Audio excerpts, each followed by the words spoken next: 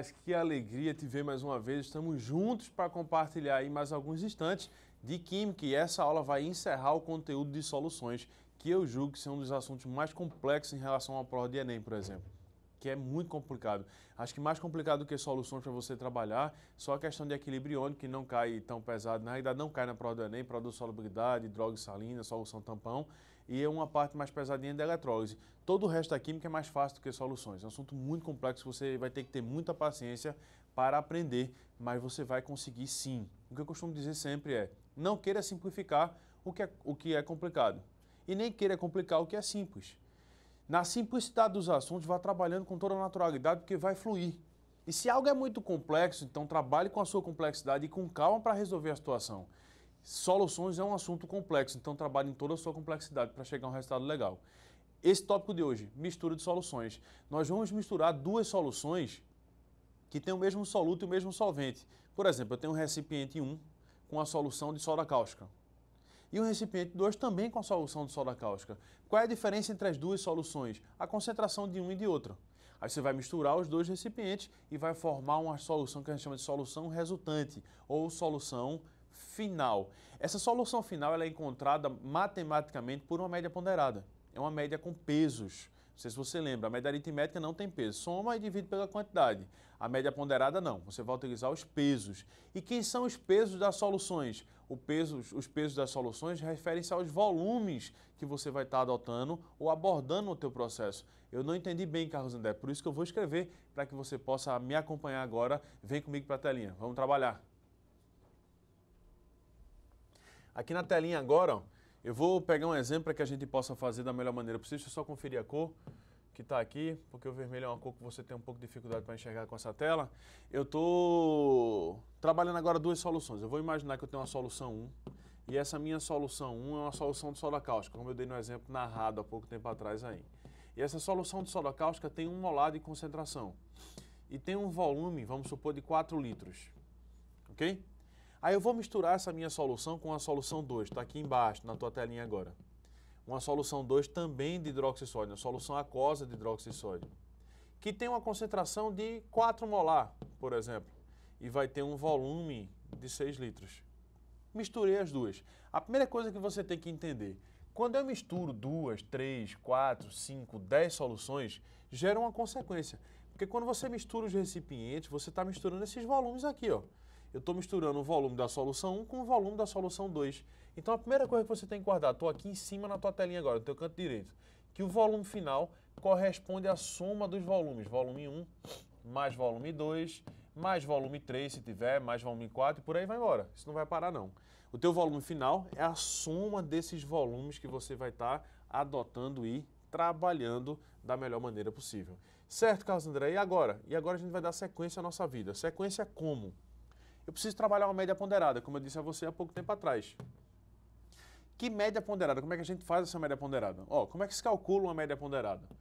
O resultado final, que é a média, que eu estou chamando aqui de MF, que é a tua média, vai ser igual a o valor da primeira solução vezes o peso dela, que eu vou considerar o peso como sendo o volume, mais o valor da segunda solução vezes o peso dela, que é o segundo volume.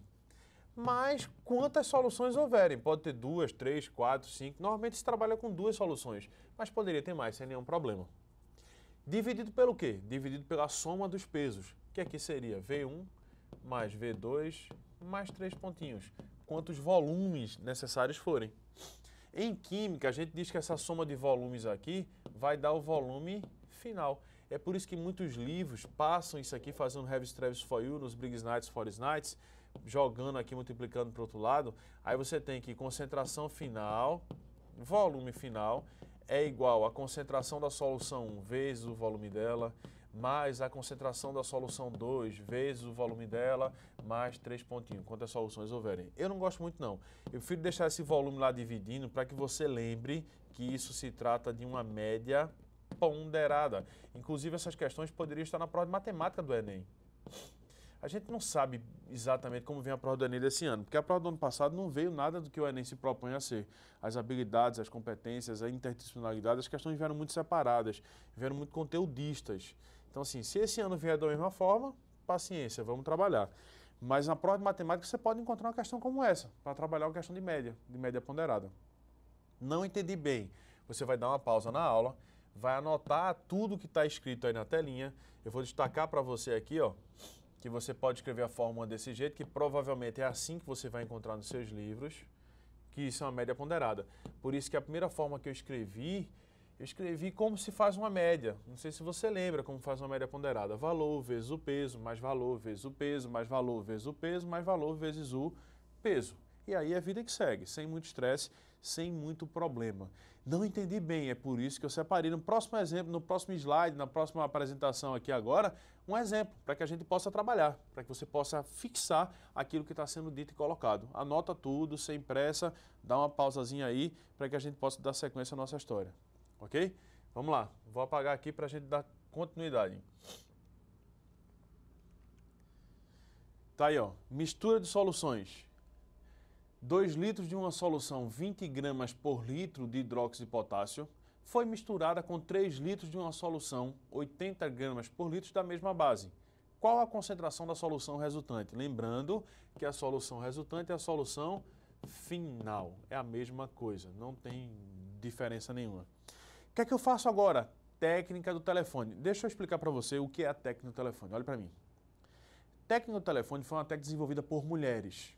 Qual é a função dessa técnica? Você escrever tudo o que está falando enquanto você... Uma mulher no telefone, ela nunca simplesmente fala ao telefone. Ela fala e escreve. Ela está falando com o namorado, por exemplo. Ah, oi, fulaninho, não sei o que lá, e desenha um coração, não sei o que. Todos os segredos delas estão ali perto de um papel, alguma coisa que está na mão. Ou numa mesa de trabalho, ou perto da cabeceira da cama, não sei. Em algum lugar ela está riscando, ela está desenhando. Aí coloca o teu nome, aí risca, aí briga com você, risca, quebra o coração. Isso é técnica feminina.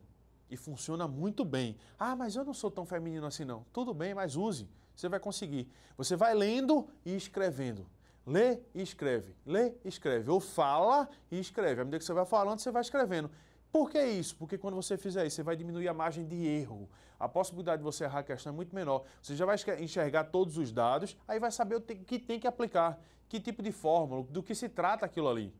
Porque é importante, numa questão de soluções, saber se é uma diluição, se é uma mistura, se é uma mudança de concentração. Você tem que estar atento a tudo isso. Vamos para a questão agora para você entender o que eu estou te dizendo. Ó. Vou lendo e escrevendo. Eu vou lendo e escrevendo. Ok? Vamos lá. 2 litros de uma solução 20 gramas por litro de hidróxido de potássio. Espera aí, eu tenho um volume de solução de 2 litros. A concentração da solução 20 gramas por litro e a solução é de hidróxido de potássio. Escrevi para o desencargo de consciência. Foi misturado. Opa! Então a questão se refere a uma mistura. Se é uma mistura, provavelmente você vai usar uma média ponderada. Isso foi misturado com o que, Carlos André? Foi misturado com a outra solução, que tem um volume, que eu vou chamar de V' aqui, de 3 litros, de uma solução 80 gramas por litro. Eu tenho uma concentração linha, que é de 80 gramas por litro. Vou misturar as duas e vou obter uma solução resultante, também de hidróxido de potássio, porque ele diz que é da mesma base. Ok. Solução 1 está aqui, ó, pré-estabelecida. Solução 2 também está aqui. Solução 1 e solução 2 para a gente. E agora, o que é que tem que ser feito? A média. Como é que eu faço a média ponderada? Ó, concentração final é igual a concentração 1, volume 1, mais a concentração 2, volume 2, dividido por V1 mais V2. Acabou a conversa.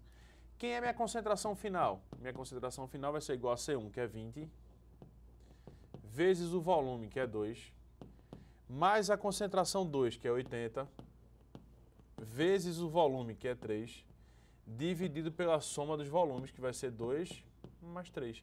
E aí, paciência, para não errar cálculo, 2 vezes 20, 40, 80 vezes 3, 3 vezes 8, 24, 240. 2 mais 3, 5. Pelo amor de Deus, cuidado para não errar agora. Aí você tem 280 em cima, por 5 que está em baixo. Quanto é que dá 280 por 5? A tua resposta, 56 gramas por litro. Por favor, cuidado para não errar uma questão que você não perderia por besteira ou por coisa alguma. Isso aí é o que encerra soluções para o Enem. Esse é o último tópico que a gente se refere aí de soluções para o Enem. Esse exemplo vai trazer para você, vai desmistificar a questão das misturas. Quando você mistura soluções, você vai fazer entre elas uma média ponderada. Ah, Carlos, mas se houver uma reação, aí você vai partir para uma titulometria. Mas titulometria não entra na prova do Enem, ou pode até entrar, mas não entra de forma tão precisa, porque não cai normalidade na prova do Enem.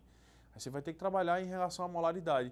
Fica muito parecido os cálculos, a gente vai resolver questões a posteriori. Você pode até pegar as questões comentadas aí, já desenvolver e trazer as dúvidas para a gente, mas não se preocupe tanto com o Enem. Aí eu tenho uma segunda fase e tenho a UPE. Aí tem que se preocupar. E me preocupar quanto, assim, em termos percentuais? Quanto eu tenho que intensificar esse estudo para ter um resultado legal? Você vai ter que trabalhar muito, principalmente a parte de cálculos. Se você pensa na prova da UPE, a prova da UPE está cada vez mais descritiva, trazendo uma abordagem do cotidiano, do dia a dia. Isso é uma prova moderna, uma prova que está muito bonita. E a prova da Covest é uma prova conservadora. Você vai encontrar 14 questões de VOF e 2 questões abertas na prova de Química. O normal é esse. Isso não é obrigatório. E um VOF continua anulando o outro. Tem a confirmação já do vestibular aí 8 e 9 de dezembro. Então a gente tem um bom tempo para trabalhar. A gente tem 4 meses para trabalhar essa prova da Covest. Vamos detonar, vamos destroçar. Um abraço bem forte. Até a próxima aula.